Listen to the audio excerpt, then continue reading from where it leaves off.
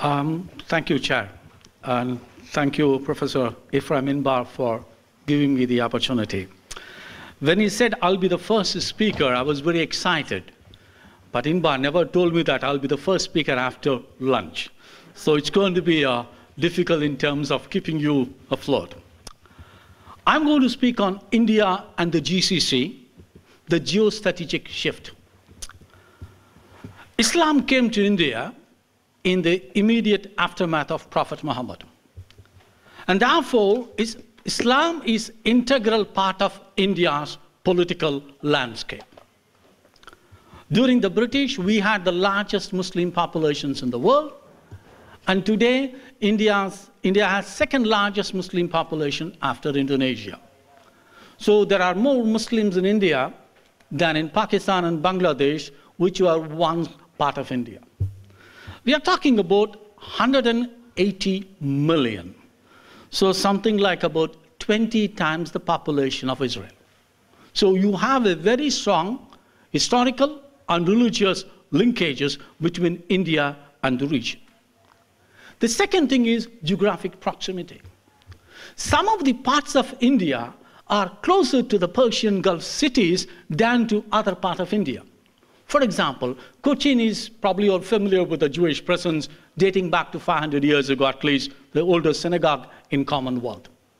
It is less than 3,000 kilometers from Muscat than to Leh, another popular destination for Israelis in the Himalayas. So geographically, the region is much closer to India.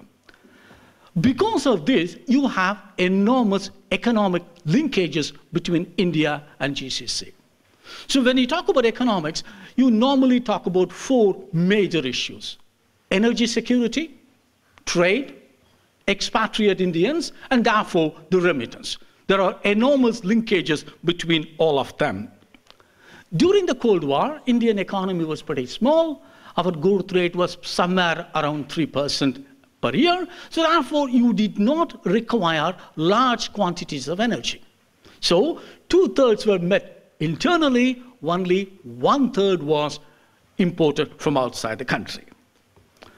Once India began to liberalize and economic progress began to take shape, the picture changed dramatically. So your requirements is no longer met by the domestic production. So during the 1990s, the situation was something like this. 2/3 was imported, only 1/3 was produced internally. But if you look at the statistics, both Indian and international, there is a general consensus that bulk of India's oil and gas will have to be imported from outside. According to BP statistics, by 2030, 90% of India's crude oil will have to be imported. Until 2013, India was the 4th largest importer of oil: US, China, Japan. And today, India has overtaken Japan in terms of the quantity of imports of oil. So 2/3 of this oil comes from the Persian Gulf region. Even though they could actually meet the entire quantities, because of political considerations, we generally decided to keep about 2/3 from the Gulf, the remaining 1/3 from faraway countries like Nigeria and others. With the result, India's trade with the region is enormous. Until recently, let's say about 2014, about 25% of India's total trade was with the Persian Gulf region, mostly the GCC and also Iran and Iraq put together. So you have a substantial trade with these countries. Okay, there is a flip side. Bulk of the imports from the region to India is dominated by energy. In certain cases, 90% of imports are energy related. The only exception is UAE, where the import is only less than 50% energy, the rest of them are energy related one. With the result, UAE is the 3rd largest trading partner of India with about $50 billion recently, followed by Saudi Arabia. So if you look at the GCC countries, they are among the top 25 trading partners of India. Only 3 smaller economies of the Gulf, Bahrain, Oman, and Yemen. These are the countries whose number is much below. Even, by the way, Israel doesn't come in the top 25 trading partners of India. So when you talk in terms of a trade, GCC is the major trading bloc. If you take one step further, there is what you would call diaspora. I know that technically this is not the word you normally use. Sociologists will object to that. But the Indian community in the region is very substantial. We are talking about something like 7 million, almost closer to the Israeli population we have today. Out of them, about 400,000 in Bahrain, 500,000 in Oman and Qatar, about 700,000 in Kuwait, 2,800 in UAE, 2.8 million in UAE, and about over 3 million in Saudi Arabia. In all these cases, Indians are the largest expatriate community. And in some cases, the Indians actually outnumber the native population.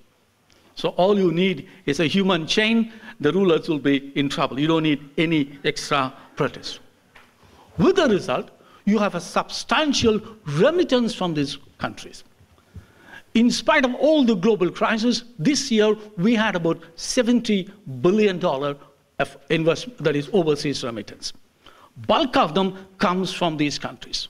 So when you talk about 7 million Indians, you're talking about 7 million families. At the minimum, 30 million Indians are directly benefited from the linkages with the Gulf. If this is the kind of situation, what was the Indian position or reaction towards that? One thing we'll note is that India generally makes a lot of statements on various international issues.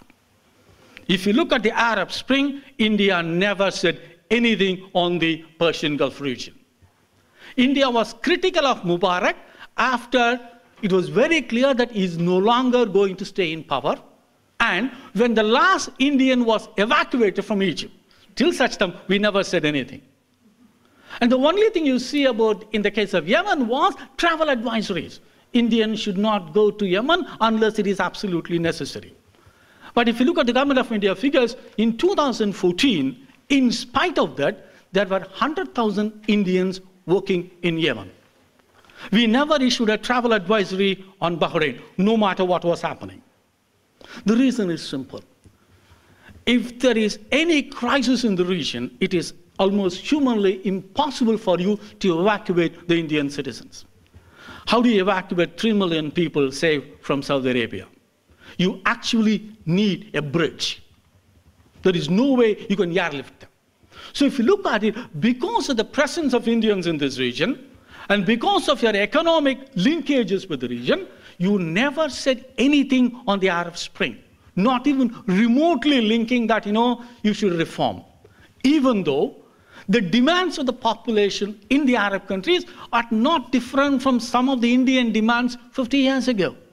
Good governance and everything, it's the same story. But because of political and geostrategic consideration, you maintain what I would call a studied silence on the Arab Spring.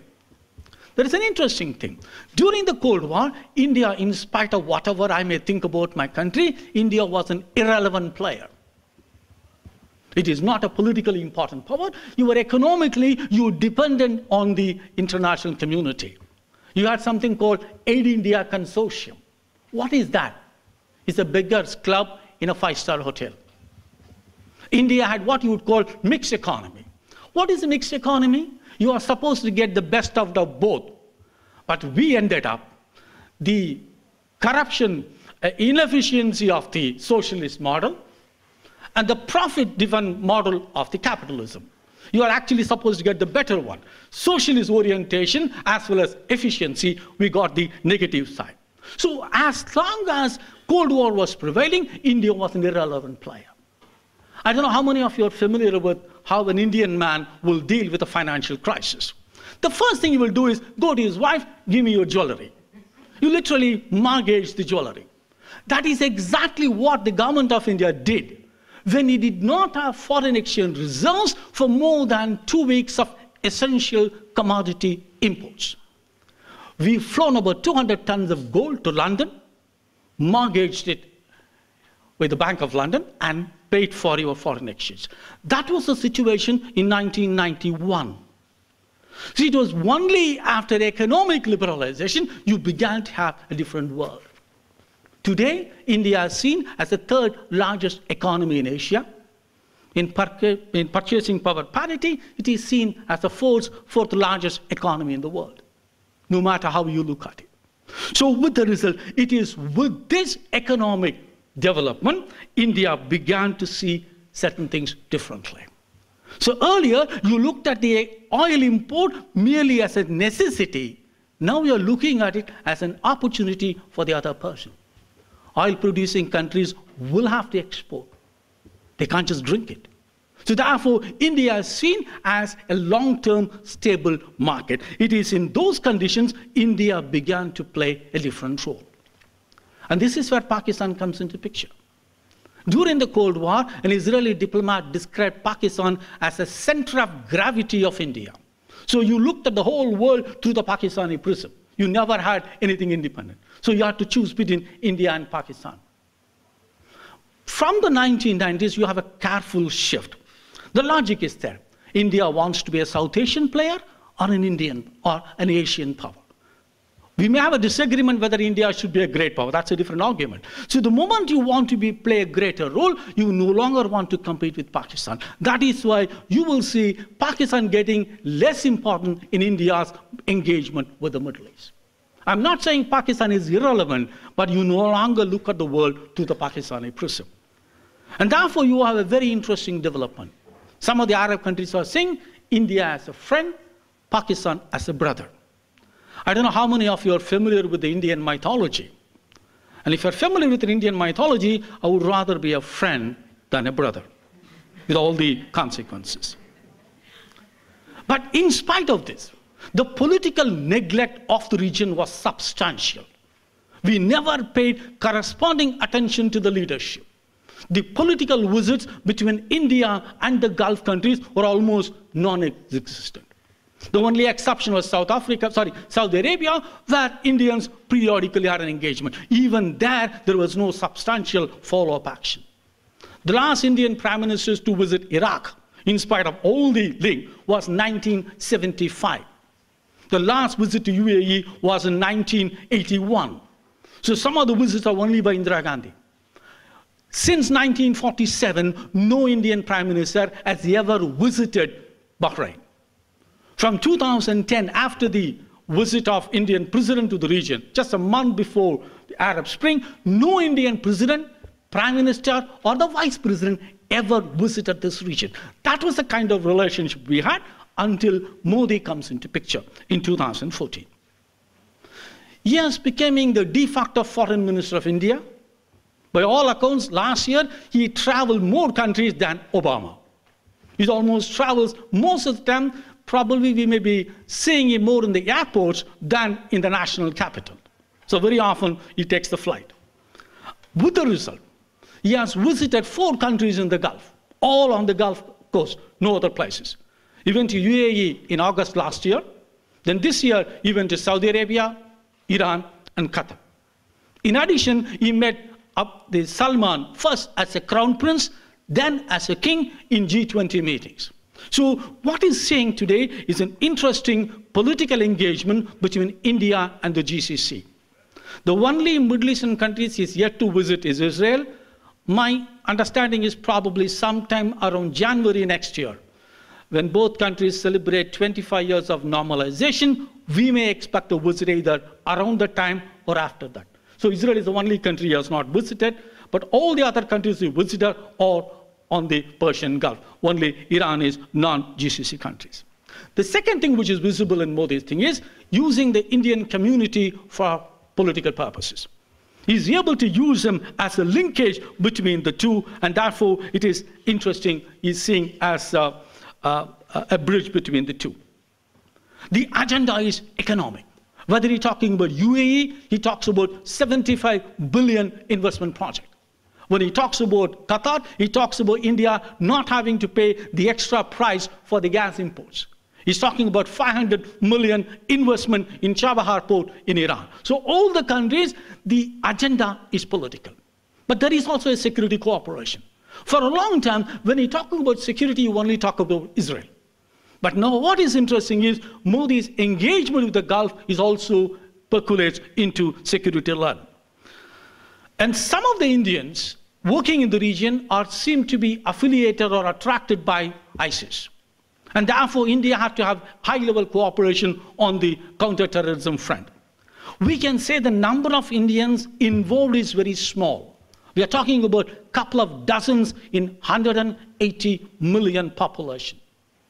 But we also know the September 11 was carried out by 24 people. So the number is not the real issue, but the lethal nature of the action. Therefore, you will find enormous cooperation.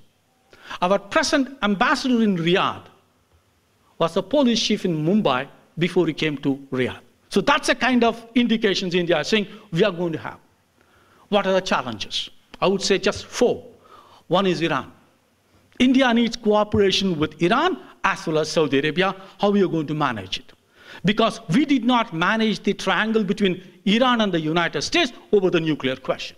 So India should not make the same mistake of not able to manage the triangle. The second thing is sectarian divide. Whether one likes it or not, there is a division within the region is there. The interesting thing is, not only India has 180 million Muslims, it also has the largest Shia population in the world after Iran. So therefore, the Shia-Sunni difference is not only a foreign policy agenda, it is also a domestic agenda if you don't play your cards carefully. So you will have to pay the price. The Saudis and Shias and the Iranians will be playing in the Indian cities. So you have to be careful with that. The third point is the low oil price. The Indian migration is growing because oil price was high. The moment the prices go down, which means your infrastructure projects are going to slow down, which means the number of Indians going to the region will become smaller. There is a talk about Arabization of the labor force, Nitakat and everything else, but even though the fallout is not there, you're going to see in the years to come. There is an increase about women being co-opted into the labor force. If all of them things happen, you will have a definite impact on the quantity of Indians in the region, or also the skills which are going to be coming with them. This is going to be a major problem. This will be a social impact in the places like Kerala, where 50% of the Indians in the Gulf are from this region.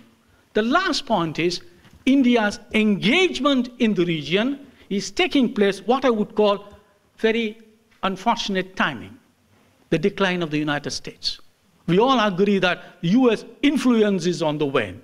With the result, so many countries will be trying to play a role in the absence or competing with the United States in the Persian Gulf. India will be entering it. At one level, there is an improvement in India-US relationship, but the Gulf will not be the place where you will see the benefit. I'll stop at this point. Thank you very much.